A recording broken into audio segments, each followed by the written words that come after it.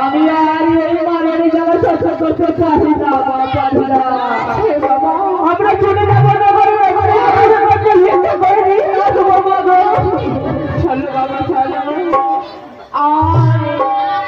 জ্বালা সহ্য করতে পারবে না।